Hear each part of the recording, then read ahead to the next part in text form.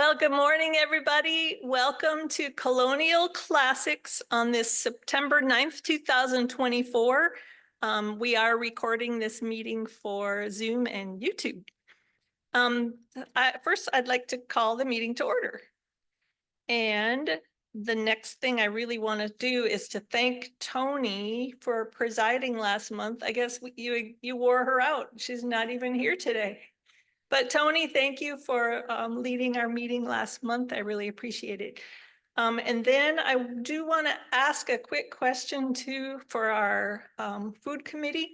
How many of you think you might be going to Alamo Cafe today for lunch after the meeting? Can you show me your hands? Okay, 1, 2, 3, 4, 5, 6, 7, 8, 9, 10, 11, 12, 13. All right, and our speakers, you're welcome to join us. We will pay for your lunch if you can come, or do you think if you have time to join us? Okay, so it looks like 13 right now. Yes.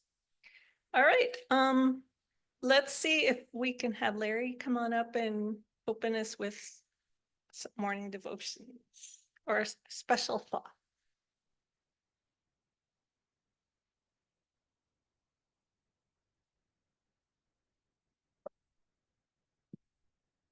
Hello. All right. Morning, everybody. Welcome.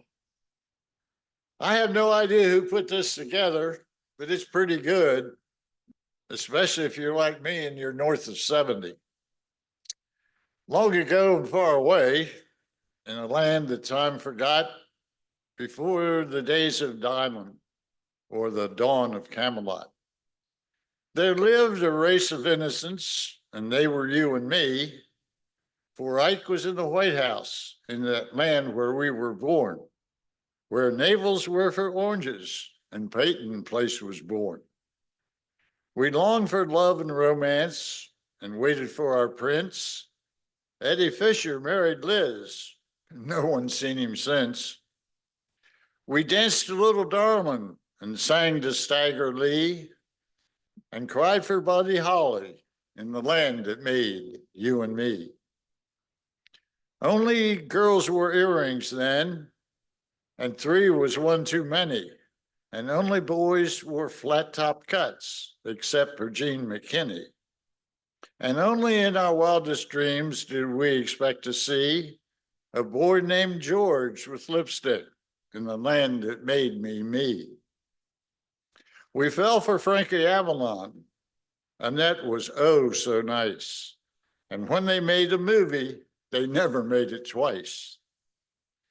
We didn't have a Star Trek 5 or Psycho 2 and 3 or Rocky Rambo 20 in the land that made me me. Miss Kitty had a heart of gold and Chester had a limp. And Reagan was a Democrat whose co-star was a chimp. We had a Mr. Wizard, but not a Mr. T. And Oprah couldn't talk yet in the land that made me me. We had our share of heroes. We never thought they'd go, at least not Bobby Darin or Marilyn Monroe. For youth was still eternal, and life was yet to be, and Elvis was forever in the land that made me me. We'd never seen the rock band that was grateful to be dead, and airplanes weren't named Jefferson, and Zeppelins were not lead. And beetles lived in gardens then, and monkeys lived in trees. Madonna was Mary in the land that made me me. We'd never heard of microwaves or telephones in cars, and babies might be bottle fed, but they were not grown in jars. Pumping iron got wrinkles out, and gay meant fancy free, and dorms were never co-ed in the land that made me me. We hadn't seen enough of jets to talk about the lag, and microchips were what was left at the bottom of the bag. And hardware was a box of nails, and bites came from a flea. and rocket ships were fiction in the land that made me me.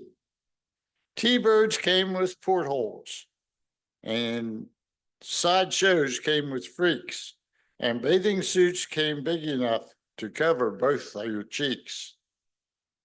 And Coke came just in bottles and skirts below the knee, and Castro came to power near the land that made me me. We had no crest with fluoride. We had no Hill Street Blues.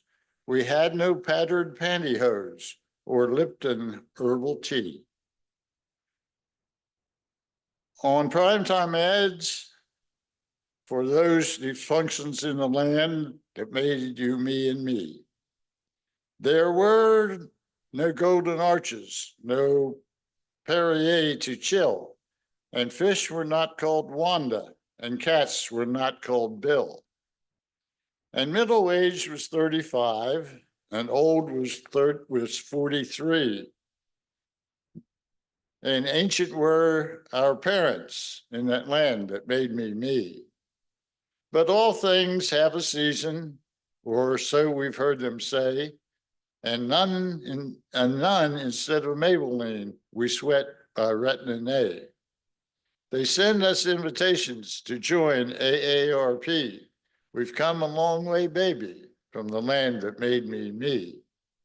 So now we face a brave new world in slightly larger jeans and wonder why they're using smaller print in magazines.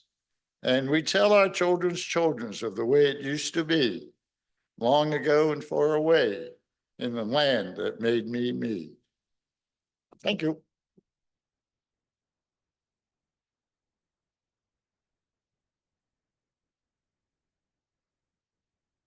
I was just sitting there enjoying the morning and I forgot to stand up. So it's 2 months I've been gone and forgot what to do.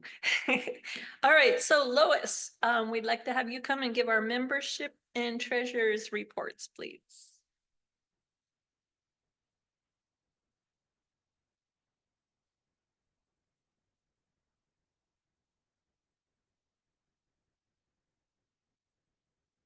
Good morning. Glad to see all of you here. I hear it. We have 18 of our members here today. We have 2 guests. Of course, our guest speaker, Andrew Waring, and his associate, Melinda Hampton. So we're glad to have Melinda with us. She's been chatting with all of you, I believe, and she's very nice to have her. As far as finances are concerned, we have a total of $1,139.36 in our account, as far as I know. Thank you.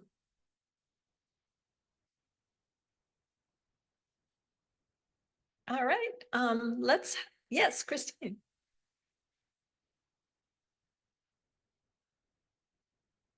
Did that include the transfer for the welcome mats? It did. So that's after the payment for the welcome mats.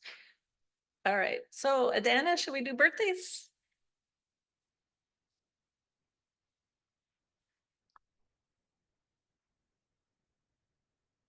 And another good morning. And we have our birthdays, and Barbara Moore is the first one. Her birthday is on the 13th. So here she comes.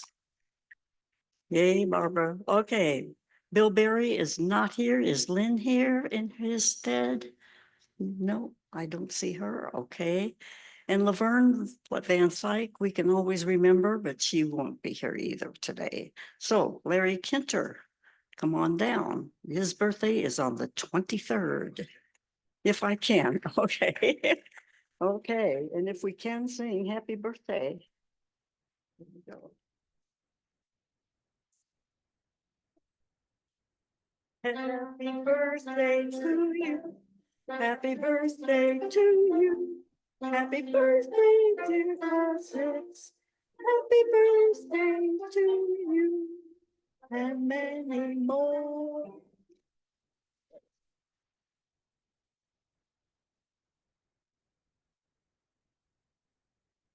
Thank you.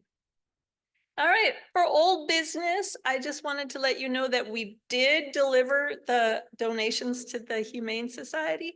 We ended up filling a big tub and Ruth Ann and Barbara Moore joined me there and they brought their trunks full of supplies in addition to what you all donated. So they were delighted to get those donations. And then of course we stayed and played with the cats and looked at the puppies and had a good time. So the board, the executive board will be meeting, I guess that's not old business, but well, I already started. We'll be meeting sometime soon to talk about our next project. So if you have ideas for something that you want us to support going forward, speak to anybody on the executive board or to me or let me know what your thoughts are about that. And then we will let you know soon. So also old business, we've talked about still using more of our excess funds in our treasury for last year's budget. We're still talking about how to spend some of that. And right now we're looking into the cost of replacing some of the window blinds in the hospitality center. Some of those are broken or not working well. And so even though the cost is probably prohibitive for just our group, we do have someone from the quilters has said that they may be able to use their proceeds from their next sale to help supplement the cost of those blinds. So we're working with our executive board and the quilters to try to work out what we can pay for and get that taken care of as soon as we can. So we'll keep you updated on all of that. And with the window blinds, using part of the money from last year's budget and a small amount of money from this year's budget that we would use to say it's in honor of Lou. And so that will be extra money added to that project. Does that make sense? Okay. And that was my new business. So if you have any other business that you want to talk about or things that are coming up, things we need to know about, does anybody have any other new business? Something to discuss? And if not, let's go ahead and jump ahead to our program, which is why we came. I'm going to have Judy introduce our speaker.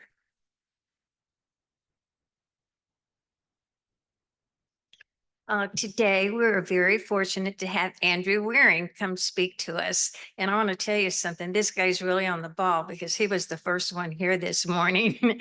And so he's really with it with this. He's with the Gardening Volunteers of South Texas today. He's actually the president of that organization, but also involved in several other gardening groups. And his main interest is in vegetable gardening. However, he does a lot of other kinds of gardening also and water conservation. So he's here to tell us all about all of those things. Thank you.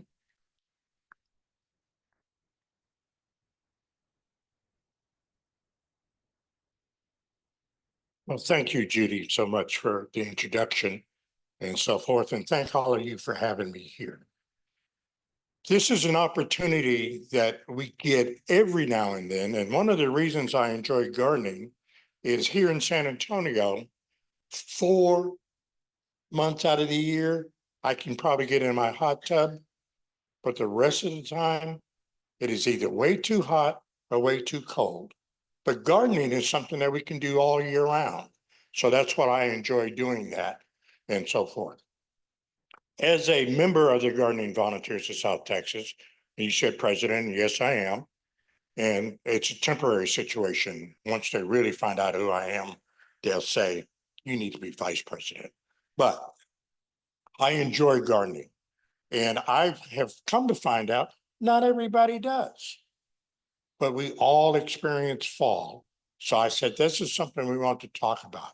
Just by a show of hands, how many people garden out here now? We've got a few.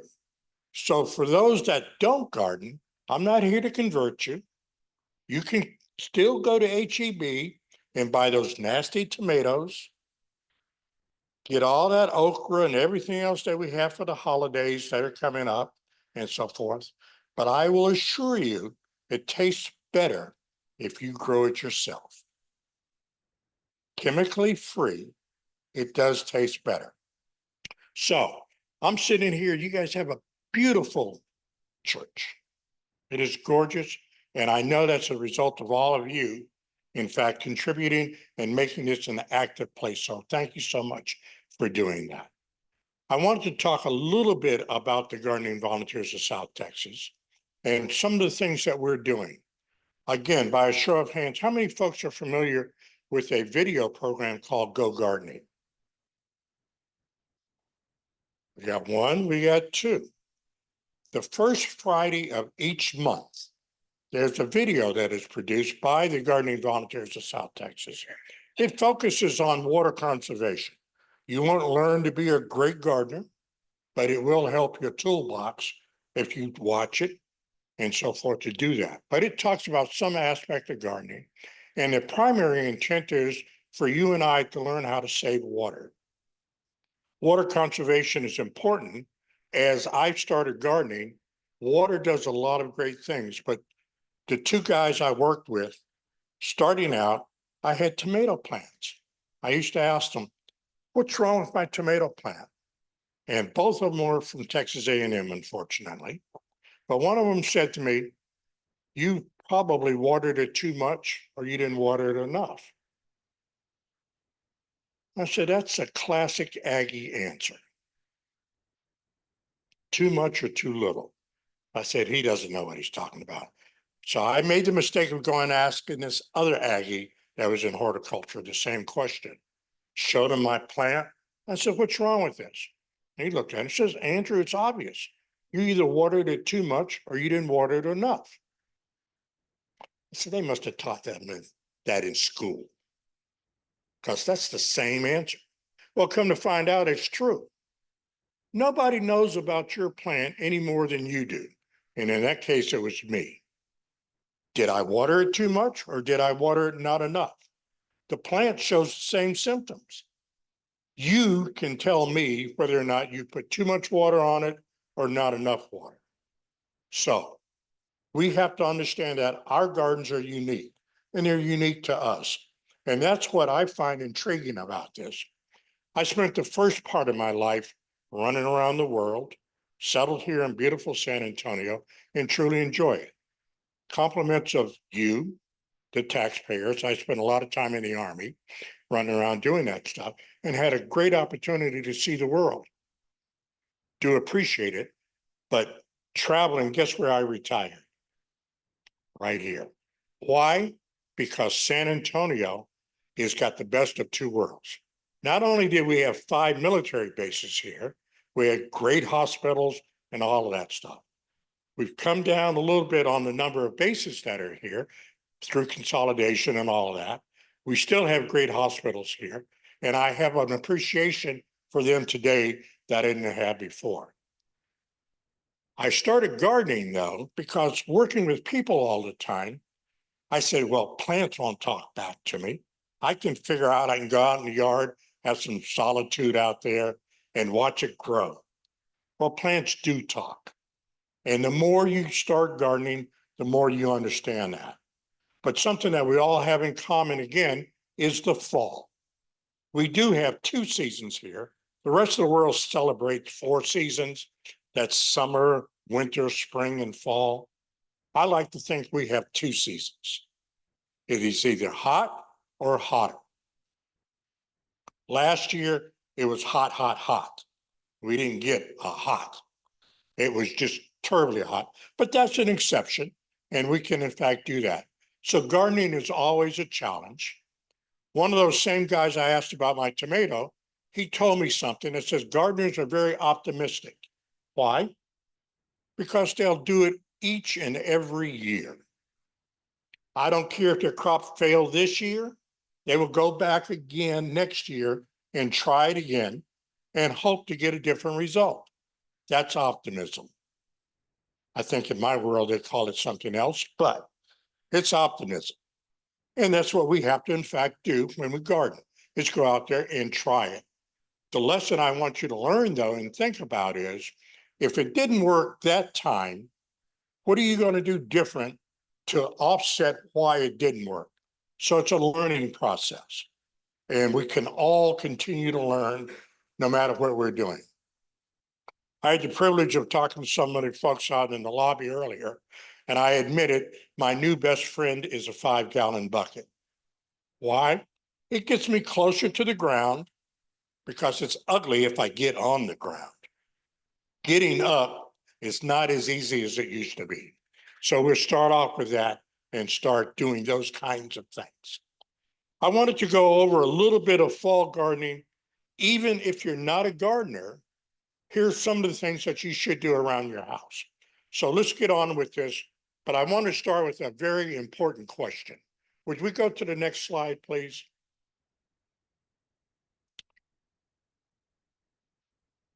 Any ideas why? Why would an apple pie go to the dentist? To get his what, Larry? To get his filling? Next slide.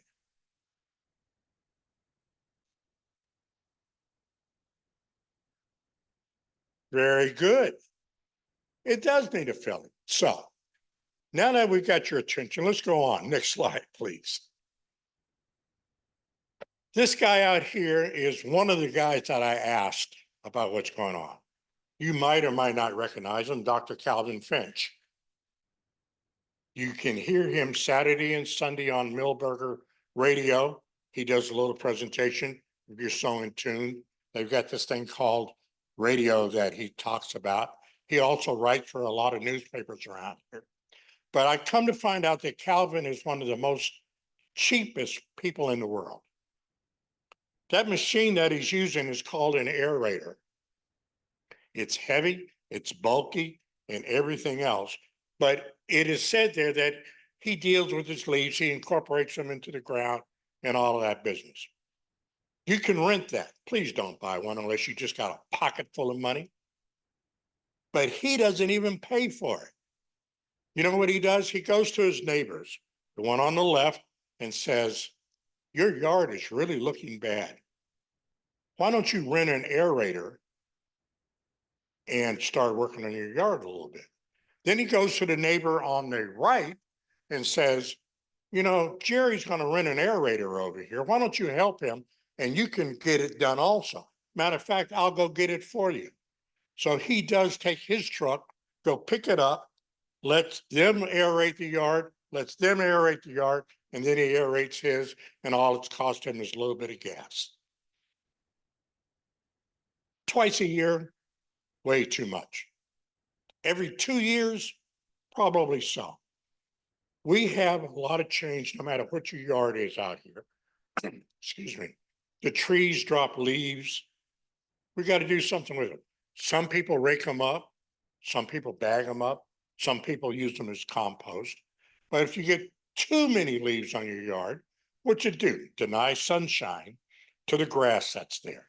It denies any water that gets through there. So you do need to dispose some of that as we look at that. Your soil. I used to have 3 dogs. Got dry here, started cracking. The dogs fell into the little holes. I needed to aerate my yard. Fido is down here somewhere. I'll find him one of these days, but I just don't want the ground to close up on. And you have to think about those kinds of things. So if you're losing your grandkids in the yard out there, might be time for you to think about doing something like Dr. Calvin Finch is doing there and aerating a little bit. What it does is it reaches down and puts little holes in the ground to allow air to get in there. I didn't realize roots like to breathe. They need oxygen just like you and I do. And they thrive on those kinds of things, but we have to give them an environment to do that. Keeps up with your weeds. Weeds and gardeners, they go hand in hand. I didn't have any weeds until I started gardening, or maybe I didn't notice the weeds. I didn't care about the weeds, but it doesn't matter how much you weed as a gardener, more weeds come back. And that's something to look forward to and live up to. Next slide, please. I catch him when he's drinking coffee. So we come around here and talk about removing weeds and you add mulch. Is that important? Yes, it is. You do need to be able to at least add a little bit of mulch around a few plants, whether they be in a pot or whether they be grown in the ground. Mulch does several things to you, to the plants. Number one, any ideas why? What does mulch help you do? It helps retain moisture, so true. Anything else? It helps suppress some weeds because it blocks the sunlight and so forth. It's got many benefits out there. I normally try to put mulch in twice a year, and I recommend people doing that. I had a friend of mine yesterday tell me, you know, I opened up a bag of mulch and it's got all that white stuff on it. How old is that bag of mulch? Oh, it's only 4 years old. It's probably decaying a little bit. Mulch is normally, if it's a good synthetic mulch, not made out of tires or anything like that. If it's really tree bark and stuff, it will start decomposing. And that's what you want it to do on your ground and around there. But mulch does serve as an insulator. So the moisture that you do put in the ground, it in fact helps keep that moisture there. And it's important for the plants to have that moisture. What else do we have on that thing? We say plant some spring bulbs right now. Important. It rarely gets a deep freeze here, but you do have to protect those bulbs. But you get bulbs out of hardy. If you want pretty flowers in the springtime, coming up from bulbs, this is a great time to start planting right now and put those bulbs in. There's tons of beautiful stuff that's out there to be able to do that. You slow down your watering to once a week. Why? Roots aren't growing as much. They like to take a little nap during the wintertime. In the fall, they start slowing down. Temperatures are easy. They don't have to work as hard. Can you imagine 85 degrees at night that we've had recently? Cool 85 degrees at night. Some places that's a high for the daytime temperature. But here, those roots are trying to exist doing that business. So now in the fall, as our temperatures go down, they're able to, in fact, appreciate some lower temperatures. And we, in fact, want to be able to do that. So we ask you, cut back on your watering because they don't need quite as much water. Once a week is normally fine, but don't get in a habit of just saying, I'll water once a week. Water when it's needed. If the plant needs more water, give it more water. But if it doesn't need water, don't give it as much. You might go 2 weeks. So my thought is you've got to be present in the garden to do that. Yes, ma'am.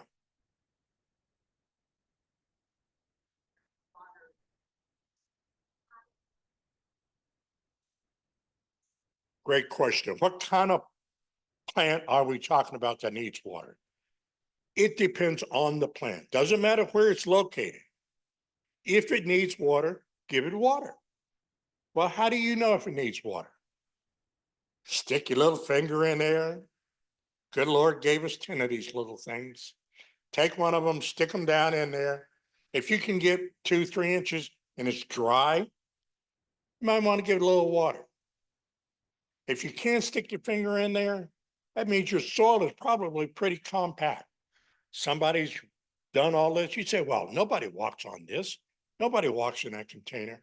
Every time you water, you're compacting the soil. So you want to make sure that you fluff up that soil because that's where the roots grow.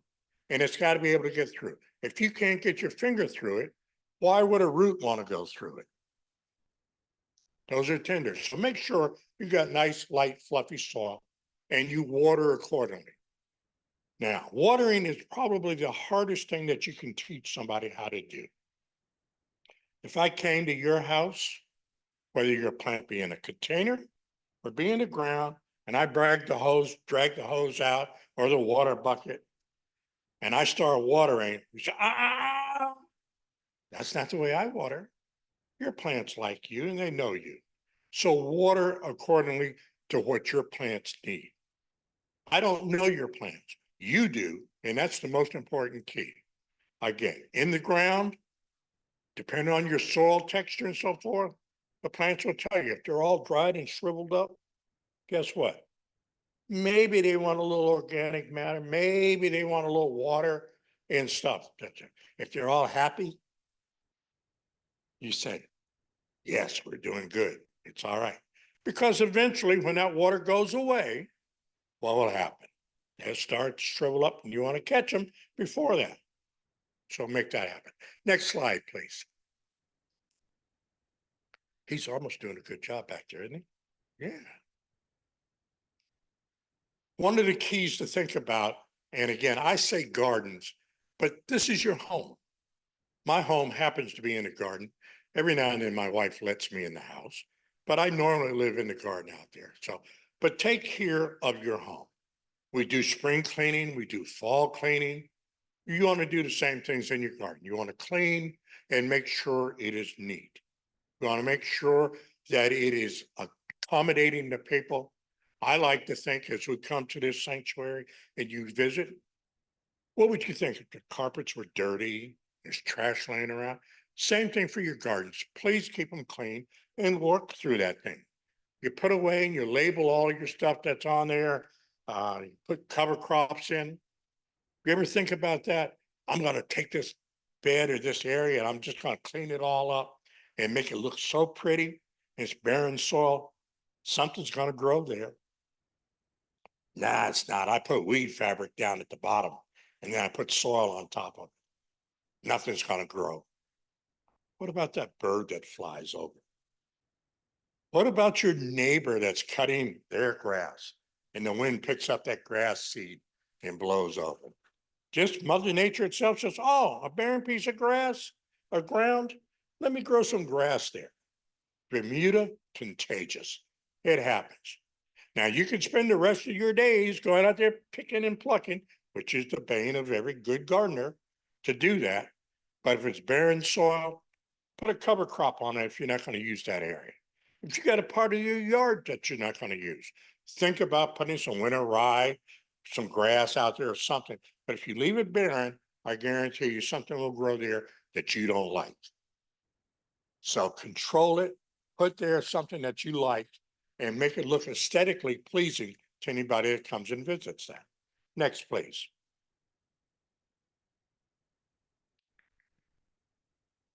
Great time to plant trees, right? It is. Fall time. Why? It's cooler.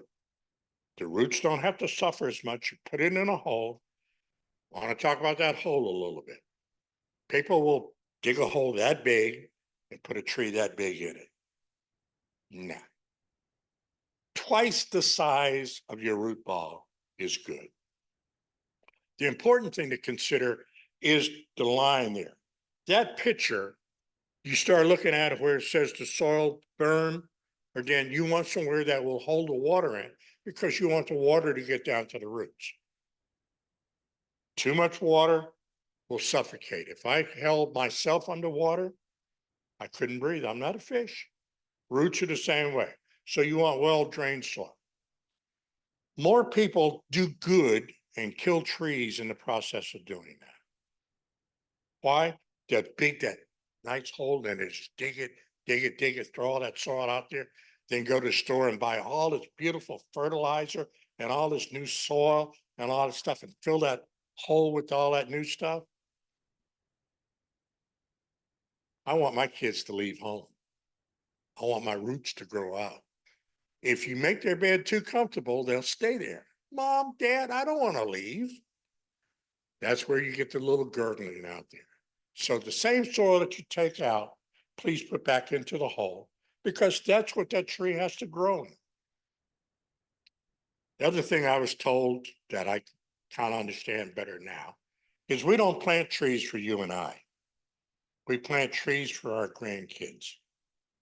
Because by the time they really get growing, and that tree is going to provide the shade and stuff that's out there, my little ones are big ones out there, and we think about that. So think about trees. Some of them live to be hundreds of years old. Not that I wouldn't like the idea, but I don't think I want to be here in 100 years. But I hope my grandchildren will be able to enjoy that shade of that tree that we planted. Next, please. Any tools I can't find in my house because my wife helps me. You didn't know when you got married, you got a helper automatically. Here, let me take all of his screwdrivers, his wrenches, his pliers, and his garden tools and go put them over here where I know where they are. So I then have to say, honey, where did you put my little trowel? What's a trowel? Okay.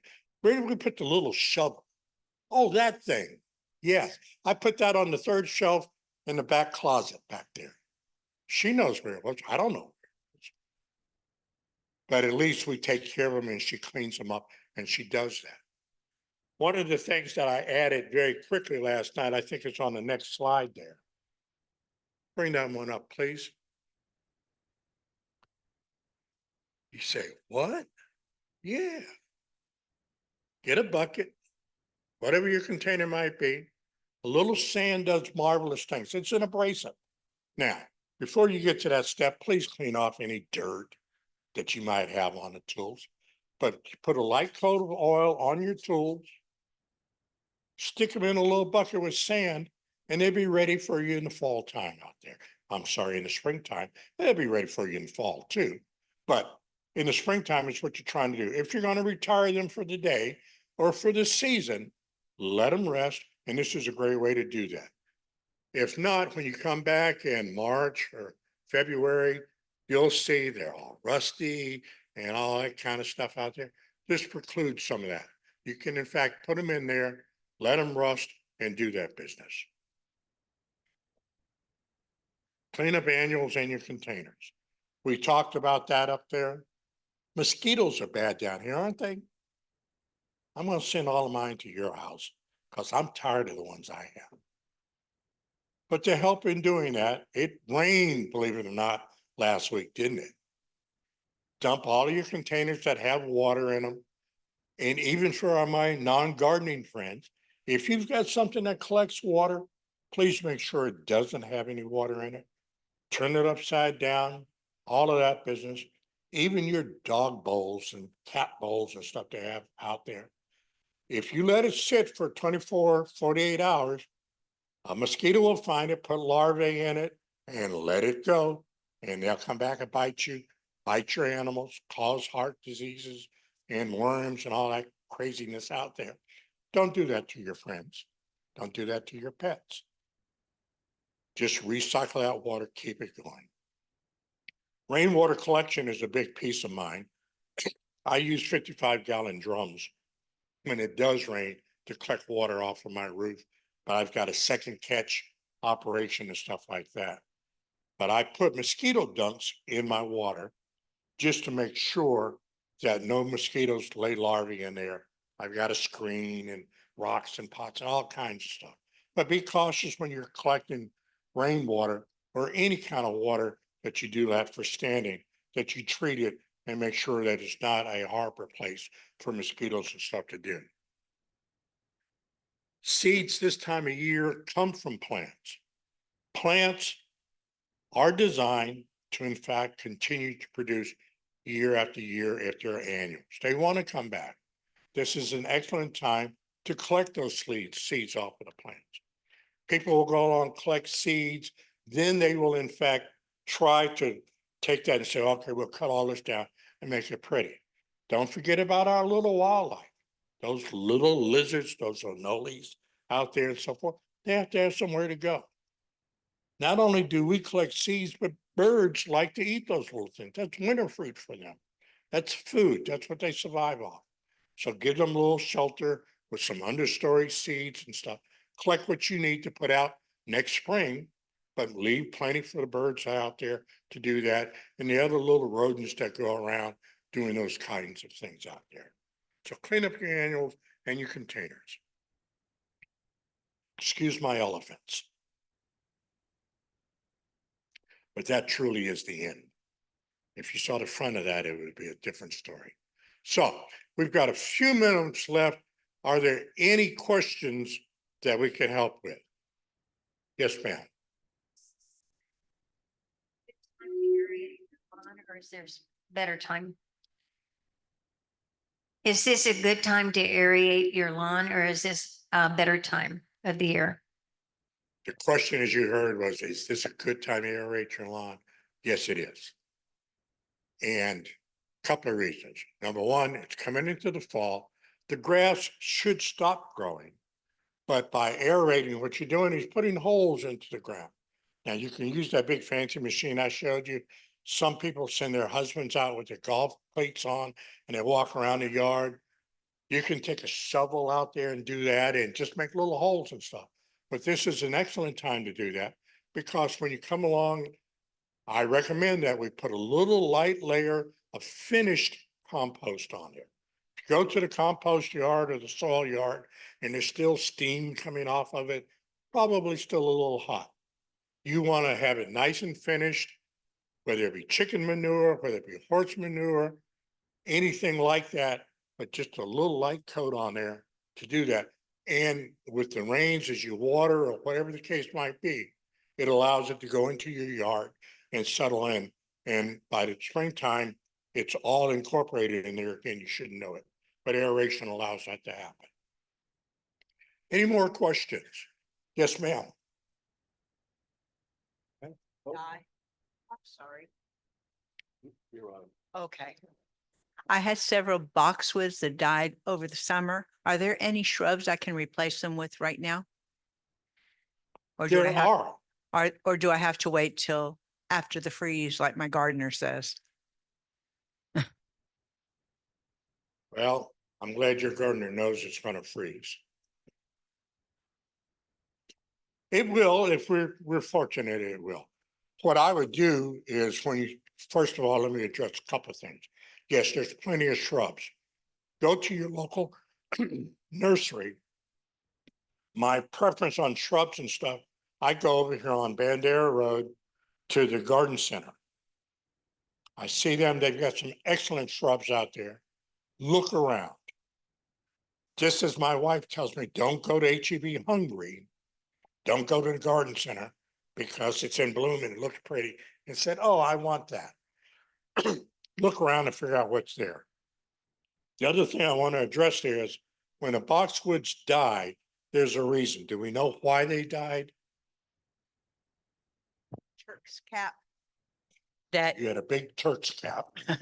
a Turk's cap that grew voluntarily in the middle of them and it grew huge. And I think it sucked all the nutrients out of the boxwoods. That was my reason. And plus I probably didn't water them enough. They were all brand new. Good points there in the sense that the boxwoods died. One of the things I was going to say is when you have a monoculture, one, just a whole hedge there, one dies. People, when I first bought my first house in San Antonio, those red Phetonias, beautiful vines, fast growing. Once one died, then the one in the middle died, and then one on the end died, then this one died, and then that one died. And I had a pretty smart landscaper at that time. And he says, mix them up.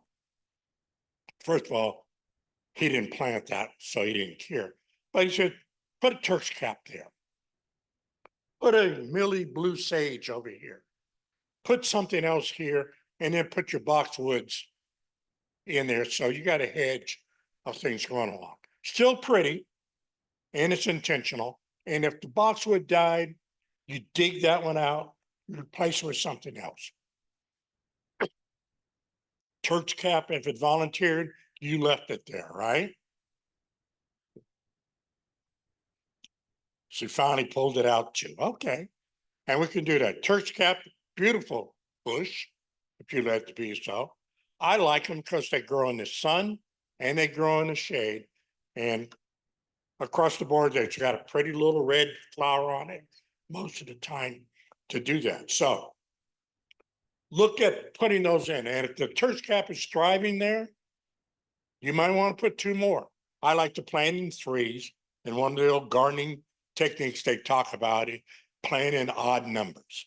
So when you go to the nursery and look, you think about it.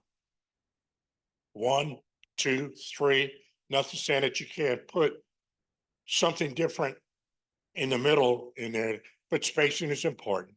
The other thing that we say when you talk about looking at shrubs and so forth, measure them full size. Die right now? Turk's caps will do well. I can't tell you that it won't die, but there, It's something different. there's all kinds of shrubs out there. And like I said, go to your favorite nursery. Not Home Depot. Thank you. Not Home Depot, not Lowe's. You know why? They let people like me work there. And you want to get somebody that's local. Shades of Green on Sunset, I think it is.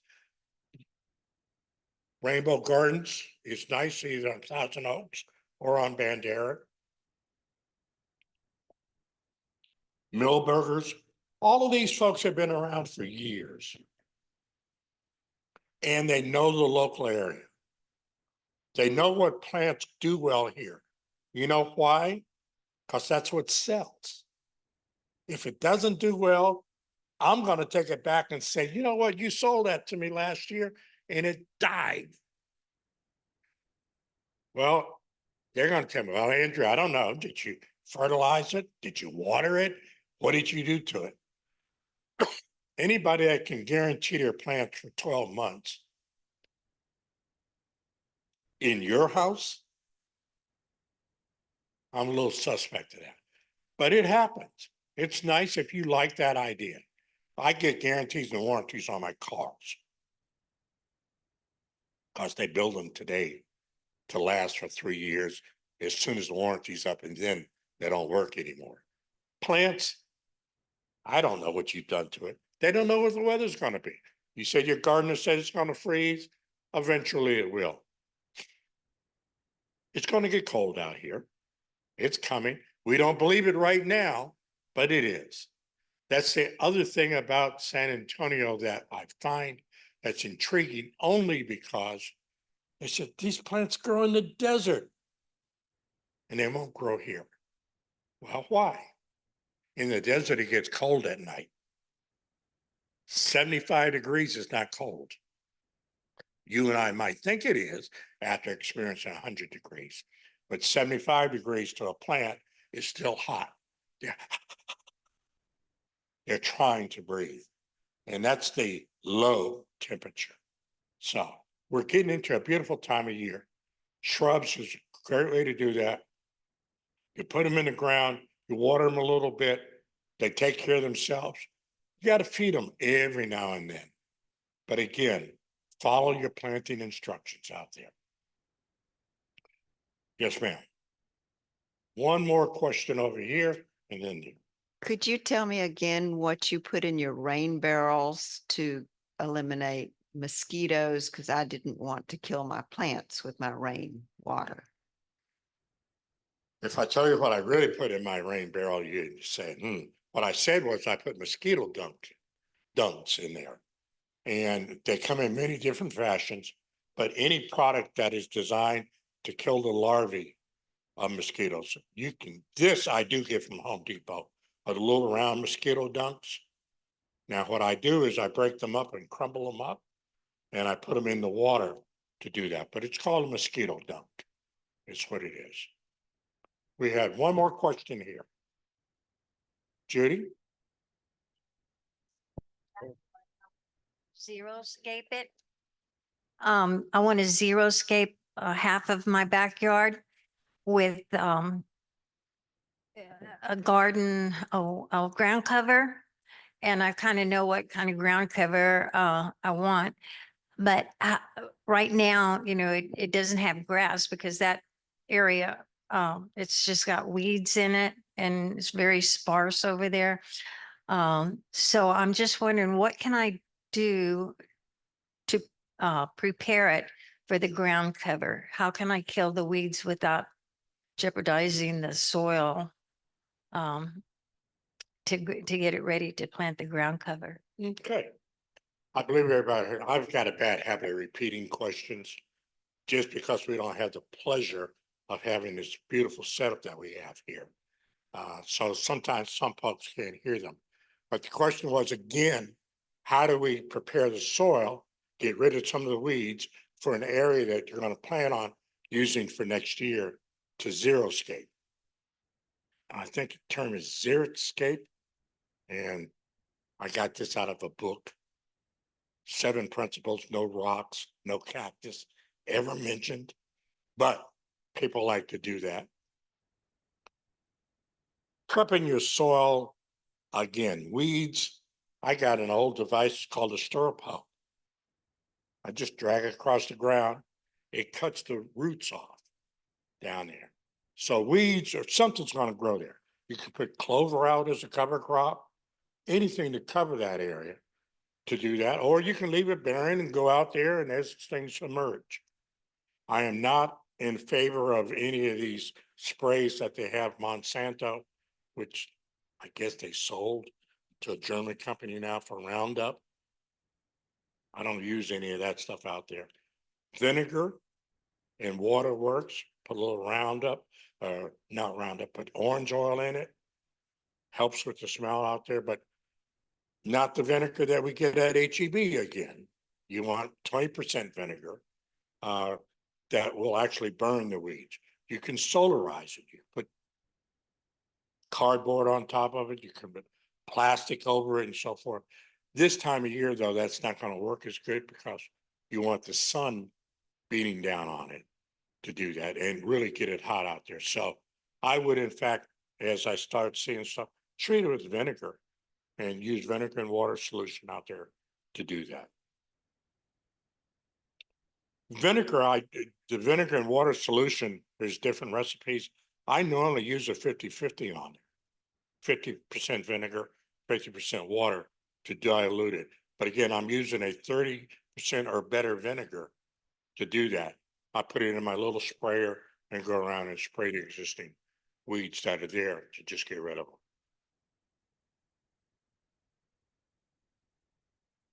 Anybody hungry?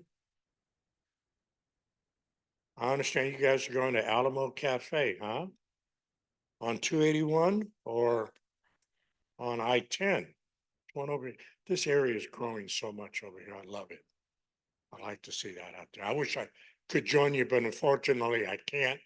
I've got this list of stuff that I think my wife said I was supposed to do. So I got to go home and take care and make all that happen. I encourage you to go out to Gardening Volunteers of South Texas. Their website out there, look at the Go Gardening videos. If you've got questions, there's great resources that are out there. Very close to us right down on Callahan Road is the Bear County Master Gardeners. They run a hotline down there. If you've got questions, I encourage you, especially for areas like you're talking about, take a picture of what you're talking about. Let them look at it and see. But if you're having issues like that, a great resource for you to use. You can sit in the comfort of your home, get some of those young people, get on the computer, send the question in, or if you're able to do it yourself, even better. Resources out there. Email Judy, she'll get emails to the Gardening Volunteers of South Texas. Then we'll go to the Bear County Master Gardeners and ask them the same questions. The San Antonio water system used to have ask the garden geek out there. They finally deferred to the Master Gardeners also to be able to do that. Their local, relevant information that's produced out there, a great resource to do that. So thank you for taking the time and having me out here today. I appreciate it so much. Check my water.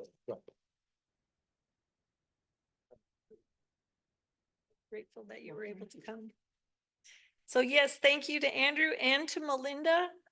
They do have some handouts you can pick up on the table out here in the back if you're interested. Today lunch is at Alamo Cafe and our next meeting will be on Monday, October 7th. Lynn Berry isn't able to be here today. She's sick today, so I'm gonna close us in a blessing for our food. And then after that, the meeting will be adjourned. Let's pray. Dear God, you are our master gardener. And no matter where we are in life, whether we feel like we're buried in the dirt, or that we're starting to show signs of life, or that we're bearing fruit, you are with us in all of those stages. Please be with us as we leave today.